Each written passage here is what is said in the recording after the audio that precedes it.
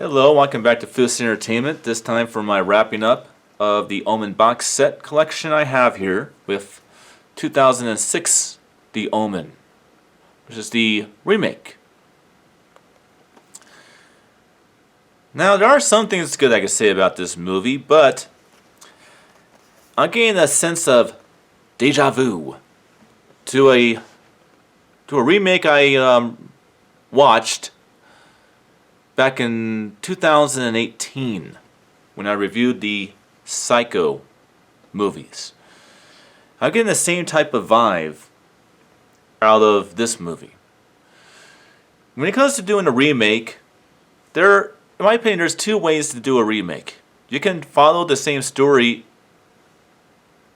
yes, but you can always change a few things, like maybe the ending of the story, or maybe the way the people got killed within the original movie, to maybe having different things happen that didn't happen in the first film, but kind of, get the same idea across.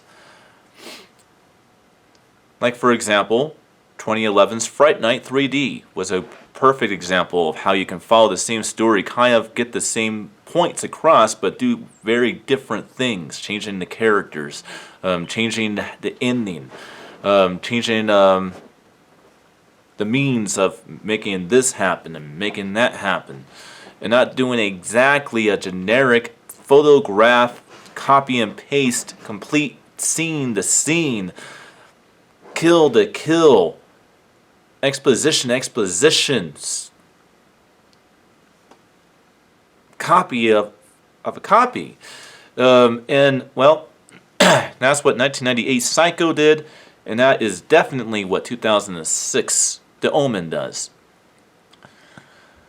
I hate it when they do this. I really fucking hate it when they fucking do this. When they don't have any at all creativity in retelling a movie. It is nothing more than just completely telling the exact same thing in the exact same way, even the exact same kills, the exact same slashes, the exact same words, and the exact same dialogue, even to what people say in a movie. I mean, it's just dumb when they do the same damn thing. 110 fucking %. Tell the same damn story. The same fucking lines of acting and dialogue. The same fucking kills that the original film had. The same ending the original film had. Everything being exactly identical. It's just fucking annoying. And that's exactly the feel I got with this movie. That said, are there some interesting perks to this movie? Yes. I actually laughed my ass off when they had our evil nanny come into the movie, and then we find out that it's Jane Fonda, and then I was like, oh man, the fucking irony.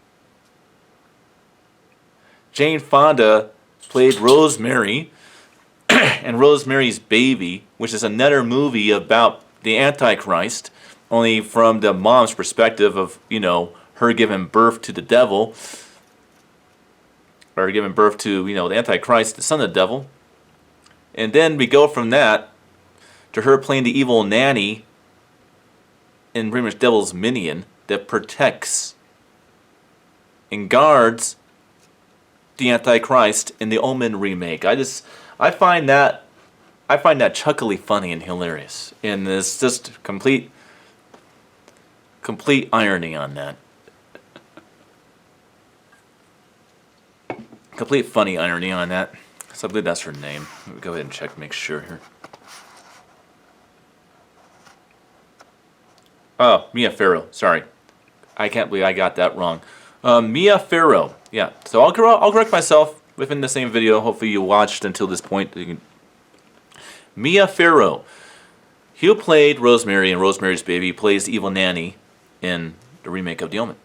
And I find that just hilarious. Well, the plot of the movie, well, it's the exact same damn thing as the first film.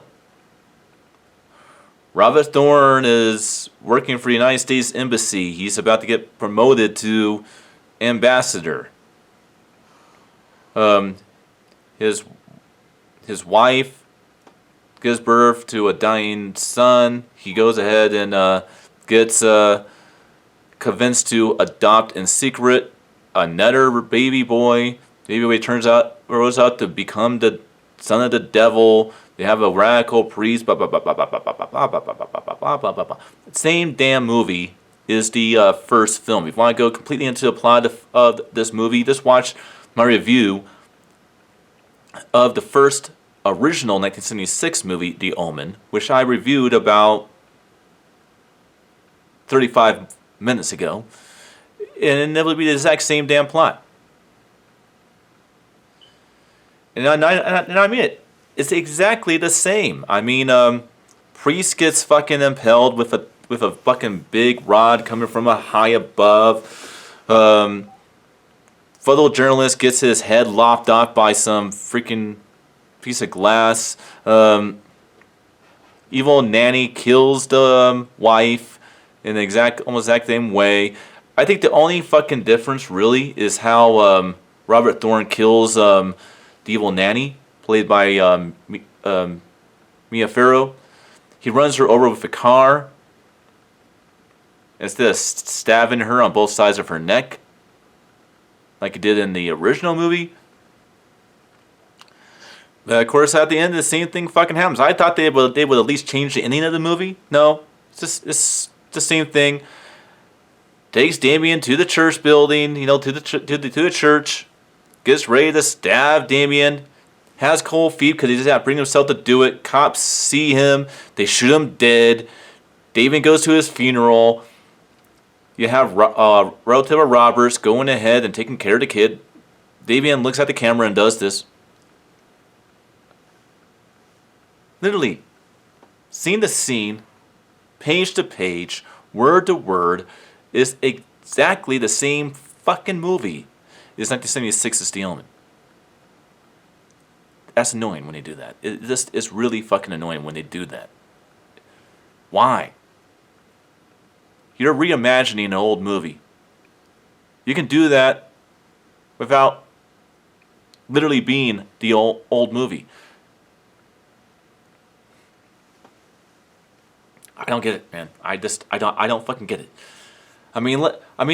Let's just say I wanted to make my own movie and reimagine, say, be really quick about this. Let's say I wanted to reimagine Friday the 13th, the original Friday the 13th, the one that doesn't have Jason Voorhees in it, and make my own fucking movie. I would not do exactly the same damn thing the 1980s Friday the 13th did. And like I said, there are remakes out there that don't do the same fucking thing as the original movie. Nightmare on Elm Street 2010. Completely different Freddy Krueger, completely different movie. House of Wax. From what? 2005? 2007? Completely different movie from the Vincent Price film. You can remake a movie and make it different while still telling the same story. But they didn't do that with this movie. It's pretty obvious. Alright, quality, real quick. I'm surprised to say this. I am very surprised to say this, especially considering the fact this film was made in 2006. This film is very warm, temperatured. This is a 20th Century Fox movie, people. So this film being so overly warm, color temperatured, and dim looking, with almost like blended in, washed out color templates, is very, very funny that this film looks like that. I know in 2006 a lot of films looked like that, but they weren't usually 20th Century Fox movies, alright? To give you a little bit of an idea of what I mean, go ahead and take a look at Live Free or Die Hard, our 2007's Hitman. Those were brightly lit. There's like no brightly litness at all in this movie. It's very dark looking, and it's a 2006 movie. There's no excuse for that. As for the 5.1 DTS HD Master Audio Sound, it definitely does have a lot of really good use of all speakers in the movie. Very, very good on the sound. Very good, worthy sound presentation of this movie. Unlike the first 3 films, the true Omen movies, this film is not shot in 2.35. It's actually shot in 1.85.1 widescreen, which means it won't have bars per se on a theatrical screen like mine. You will actually have small borders on top and bottom. They're barely noticeable. And then, of course, if you have a HD television, it will be converted pretty much from 1.85 to 1.78 to where it's barless and borderless on your screen. Which I don't like it when they do that, which is why I like having a theatrical screen. Right now I'm actually watching a movie in 1.85, and it does have little borders on top and bottom, but the screen still is filled up completely. Small little tiny borders don't really bug me. The letterbox bars definitely don't bug me out much on a 2.35, 2.4, 0.1 wide frame either. But that's pretty much all there is to say about the Omen box set in the Omen remake. And I gotta say, I'm disappointed with this box set. I am very disappointed with this box set. They didn't care when they made this box set. If I can ever get the Omen collection from Scream Factory, I will definitely do that. And I'll see you guys next time for my next review, whatever that is.